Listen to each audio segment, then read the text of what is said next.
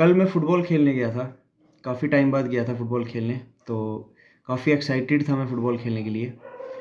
तो फ़ुटबॉल खेलते टाइम कुछ हुआ कि एक गधे ने मेरी शिन पे लात मारी, जिससे मुझे चोट आई। कुछ ज़्यादा नहीं आई बट स्टिल थोड़ी मतलब पेन वेन हो रही थी, काफ़ी लगी। बट मैं वो पेन वेन सब भूल गया। मुझे कुछ मतलब पेन वेन फ़ील नहीं हो रही थी। मैं अपने में खुश था कि भाई आज चैंपियंस लीग का मैच है, आज सिटी वर्सेस रियल मैड्रिड का मैच है। आज वो देखेंगे, मौज मारेंगे, कोई बात नहीं, लगती रहती है, चलेगा, देखेंगे। खेल के जब मैं घर आया, घर आते टाइम बेकरी से मैंने कुछ खाने पीने की चीज़ें ले ली। मैंने सोचा आराम से दरबार से जाएंगे, खाएंगे पिएंगे, मैच देखेंगे, ऐश मारेंगे। ठीक है।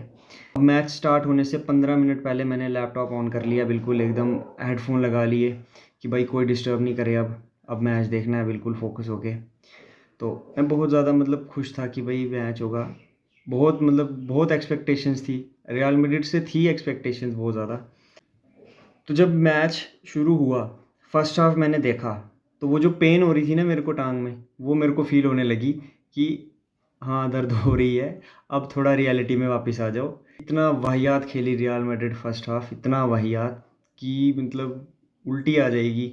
कोई अगर नॉन फुटबॉलिंग फ़ैन देखेगा ना, वो बोलेगा कि ये कौन सी टीम है भाई, ये सेकंड डिवीज़न की टीम भी नहीं खेलती होगी ऐसे। तो इतना मतलब पैथेटिक खेली है रियल मैड्रिड फर्स्ट हाफ में। फर्स्ट हाफ में रियल मैड्रिड के ना, सिटी के हाफ में, सिटी का जो हाफ था ना, वहाँ पे रियल मैड्रिड के शायद 50 टचेस भी नहीं थे। तो आप सोचो किस कदर डोमिनेट किया सिटी ने उनको फर्स्ट हाफ में। 2 गोल भी स्कोर किए, बट रियल मैड्रिड को ना बॉल ही नहीं दी। एक बॉल नहीं निकली विनीशियस को, एक बॉल निकली थी, वो भी काइल वॉकर ने पीछे से आउट पेस करके विनीशियस से बॉल छीन ली। तो मतलब आप देख लो कि किस तरह से रियल मैड्रिड को बुली किया गया कल। रोड्रिगो वाली साइड से कोई अटैक नहीं बना, बेंजिमा एकदम गायब था पूरी गेम में।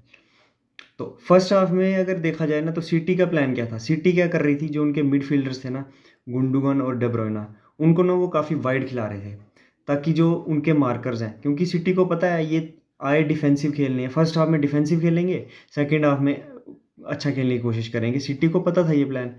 तो उन्होंने क्या किया, जो उनके मिडफील्डर थे उनको कर दिया वाइड। अब जो उनके मार्कर थे रियल मैड्रिड के प्लेयर्स, वेलवर्डे जैसे गुंडोगन के मार्कर थे, और डे ब्रुयना का शायद ये मॉड्रिच थे। तो उस वजह से उनको भी वाइड होना पड़ा, जिस वजह से सेंटर से इतनी स्पेस क्रिएट हुई ना। और जब उनके विंगर्स के पास, ग्रिलिश और बर्नार्डो के पास बॉल जा रही थी और वो इनसाइड की तरफ रन कर रहे थे ना, तो इतनी स्पेस मिल रही थी ना, तो रियल मैड्रिड को 10 गोल नहीं पड़े, इस चीज़ का शुक्र मनाओ। सबसे बड़ी गलती अगर देखा जाए तो वो थी कार्लो एंचेलोटी की। आपने फर्स्ट लेग में जो फॉर्मेशन खिलाई थी, मतलब जो रूडिगर आपका इतना इनफॉर्म, इतना बढ़िया परफॉर्मेंस दी रूडिगर ने, हालैंड को एकदम मतलब अकेले उसने, ना तो हालैंड को कोई टर्न लेने दिया विद द बॉल। मतलब हालैंड के पास अगर बॉल आ रही थी ना, तो हालैंड को वो टर्न नहीं लेने दे रहा था। इधर वो बॉल उससे छीन रहा था, या वो उसको फोर्स फोर्स कर रहा था कि वो बैक पास कर दे अपने पीछे प्लेयर्स को। तो इस कदर उसने हालैंड को मतलब रोका हुआ था अकेले ने। बट वहीं अगर आप मिलिटाओ को ला रहे हो, हाँ मिलिटाओ बहुत बढ़िया डिफेंडर रहा है इस सीज़न रियल मैड्रिड का, इस सीज़न का वो बेस्ट सेंटर बैक है। बट इस मैच में हुआ ये कि डेविड अलाबा और मिलिटाओ दोनों के दोनों बिल्कुल हालैंड पे ही फोकस थे, जिस वजह से कामाविंगा को इतना एक्सपोज किया ना बर्नार्डो सिल्वा ने, जो मतलब बिल्कुल अकेला पड़ गया था उस विंग पे। अगर वो कामाविंगा बर्नार्डो पे वो कर रहा है, चार्ज कर रहा है, तो यहाँ से ओवरलैपिंग रन डे ब्रुयना निकाल रहा है। और राइट विंग की तो बात ही छोड़ दो, वहाँ पे कारवाहाल को तो एकदम नचा दिया ये ग्रिलिश ने। और वहाँ से गुंडोगन गुंडोगन की गेम इतनी खास रही नहीं, to be very honest, Gundogan की गेम बिल्कुल खास नहीं थी। बट ऑफ द बॉल उसने जो प्रोवाइड किया ना, वो बहुत बढ़िया था। विद द बॉल गुंडोगन इतना अच्छा नहीं खेला। और बाकी सिटी का प्लेयर कोई भी मतलब इतना एवरेज था ही नहीं, सारे टॉप क्लास के प्लेयर खेले। और मैड्रिड का कोई भी प्लेयर अच्छा नहीं खेला सिवाय कोर्टवा के। कोर्टवा ने ही 2-3 सेव किए, हालैंड के उसने 2 या 3 सेव किए। और ऐसे भी हालैंड ने 3 या 4 चांसेस और भी मिस किए हैं। मतलब हालैंड की हैट्रिक आराम से हो सकती थी, खुद उसने कुछ खुद भी छोड़े और कुछ कोर्टवा ने सेव भी किए। तो इजीली रियल मैड्रिड 8-0 या 9-0 या 7-0 आराम से हार सकती थी। ये तो शुक्र मनाओ इतने पड़े नहीं गोल। बट 4 भी पड़े ना, तो वो भी मतलब बहुत बहुत बड़ी बेइज्जती है एक रियल मैड्रिड के लिए। आप डिफेंडिंग चैंपियंस हो, आप पिछले साल जीत के आए हो। अब फर्स्ट हाफ खत्म हुआ, कार्लो एंचेलोटी को चेंज करनी चाहिए कि भाई हमारा प्लान वर्क नहीं कर रहा है। 2 गोल ऑलरेडी पड़ चुके हैं। तो हमें मिडफ़ील्ड में एटलीस्ट चेंज करनी चाहिए। कामाविंगा को टक इन कर दो, या तो आप डीएमएफ और लेफ्ट बैक आप नाचो को ले आओ, या फिर आप मॉड्रिच को निकाल के चुआमेनी को ले आओ। आप कुछ चेंज करो फर्स्ट सेकंड हाफ में, ताकि सिटी को भी थोड़ा मतलब प्रॉब्लम फेस करनी पड़े। बट रियल कार्लो एंचेलोटी ने कोई चेंज नहीं की, वही सेम प्लान के साथ उतरे और वही सेम सुताई करनी स्टार्ट कर दी सेकंड हाफ में भी सिटी ने रियल मैड्रिड की। कोई बॉल नहीं निकली विनीसियस जूनियर को, कोई बॉल नहीं निकली रॉड्रिगो को। वेलवर्डे की गेम बिल्कुल ही मतलब साधारण सी गेम खेली उन्होंने। मॉड्रिच भी बिल्कुल एकदम साधारण गेम। क्रूज बेचारे थोड़ा बहुत कर रहा था बिटवीन द लाइंस, 1-2 पास उसने खेले, बट आगे उनकी जो वॉल थी ना, रूबेन डियाज, अकांजी और काइल वॉकर की, उन्होंने जाने नहीं दिया। काफ़ी बड़ी हार मिली है ये रियल मैड्रिड को, बट रियल मैड्रिड फैंस को ये हताश नहीं होना चाहिए कि बाहर हो गए, दुनिया बर्बाद हो गई, ये हो गया वो हो गया। पिछले साल ही आप चैंपियंस थे, आप डिफेंडिंग चैंपियंस थे इस साल, और सेमीफाइनल तक आए हो आप। और आपका ये सीज़न भी कुछ खास रहा नहीं है। लीग में आपने देखा रियल मैड्रिड कैसे स्ट्रगल कर रही थी इस सीज़न। और वहीं लीग कप्स की बात करें अगर, जो मतलब कप्स वगैरह जो उन्होंने खेले, उसमें भी इतने खास परफॉर्मेंस थी नहीं। बस चैंपियंस लीग में थोड़ी बहुत अच्छी परफॉर्मेंसेस दी उन्होंने। और जिन टीम्स को रियल मैड्रिड हरा के आई ना, चेल्सी और लिवरपूल को, तो वो भी टीम्स इतनी खास थी नहीं, उनकी फॉर्म बिल्कुल ही बेकार चल रही थी। और सिटी तो खैर अब शायद ट्रेबल तो अब शायद जीत ही जाएगी, क्योंकि इंटर मिलान को हराना उनके लिए कोई बड़ी बात होगी नहीं। But you never know final में क्या हो जाए। फाइनल वन लेग्ड गेम होती है, कुछ नहीं पता होता। और होम फैंस वहाँ पे उनको मिलेंगे नहीं, सिटी को अपनी होम टर्फ भी नहीं मिलेगी। तो देखते हैं क्या करती है इंटर मिलान। बस इंटर मिलान को ये नहीं करना चाहिए कि सिट बैक नहीं करना चाहिए जैसे रियल मैड्रिड ने किया। अगर सिट बैक करेंगे तो वो सिटी को उनको अच्छी तरह खोलना आता है। सिट बैक जो सिट बैक टीम करती है ना, सिटी उनको खोल देती है आराम से। तो इंटर मिलान को यही करना चाहिए कि कॉन्स्टेंटली मतलब बॉल चलानी चाहिए, बॉल रखनी चाहिए, अटैक्स करने चाहिए। अगर सिट बैक कर गए, पार्क द बस कर दी, तो फिर सिटी के हारने का कोई चांस ही नहीं है। तो मैं नहीं चाहता हूँ कि सिटी हार जाए, बट अब प्रीमियर लीग तो सिटी ने ऑलमोस्ट जीत ही ली है। तो उसके बाद चैंपियंस लीग के फाइनल में है वो। उसके बाद एफए कप का फाइनल है मैनचेस्टर यूनाइटेड के साथ। तो सिटी दूसरी एक इंग्लिश टीम बन जाएगी जिसने ट्रेबल जीता होगा, और पहली मैनचेस्टर यूनाइटेड ही थी।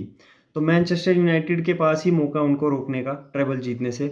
तो अब देखते हैं मैनचेस्टर यूनाइटेड क्या करती है। बट मुझे लगता नहीं है कि मैनचेस्टर यूनाइटेड भी उनको हरा पाएगी। जिस तरह की फॉर्म में इस टाइम मैनचेस्टर सिटी है ना, उनको कोई टीम नहीं इस टाइम हरा सकती। रियल मैड्रिड की बात करें तो रियल मैड्रिड को अगर नेक्स्ट सीज़न कुछ करना है ना, अगर लीग जीतनी है, चैंपियंस लीग जीतनी है, तो उन्हें सबसे पहले तो 2 फुल बैक्स लाने होंगे, एक लेफ्ट बैक और एक राइट बैक लाने ही होंगे। और एक स्ट्राइकर लाना होगा, प्रॉपर एक स्ट्राइकर। अगर एक कल आपने अगर देखा हो कि एक बॉल निकली थी बेंजिमा को, बट बेंजिमा की मतलब स्पीड इतनी है नहीं कि वो बॉल तक पहुंच पाए। अगर कोई एक प्रॉपर कोई और एक स्ट्राइकर होता जो थोड़ा तेज़ होता, तो वो इजीली उस बॉल को लेके शायद स्कोर भी कर देता। ये 3 प्लेयर उनको खरीदने की सख्त ज़रूरत है। बेलिंगम उन्होंने ऑलरेडी साइन कर लिया। मिडफील्ड में कोई प्रॉब्लम नहीं है। कल मिडफील्ड अच्छा नहीं खेली नो डाउट, बट ये नहीं कह सकते कि रियल मैड्रिड की मिडफील्ड बेकार है। कल नहीं अच्छा खेल पाई। तो मिडफील्ड तो रियल मैड्रिड की सॉर्टेड है। कामाविंगा है, चुआमेनी है, फेडरिको वेलवर्डे है, और क्रूज और मॉड्रिच भी शायद एक सीज़न अभी रुक जाएंगे, और जूड बेलिंगम भी आ रहे हैं। तो मिडफील्ड का कोई प्रॉब्लम नहीं है। और सेंटर बैक्स में भी देखा जाए तो 3 सेंटर बैक्स अच्छे हैं, डेविड अलाबा, रूडिगर और मिलिटाओ।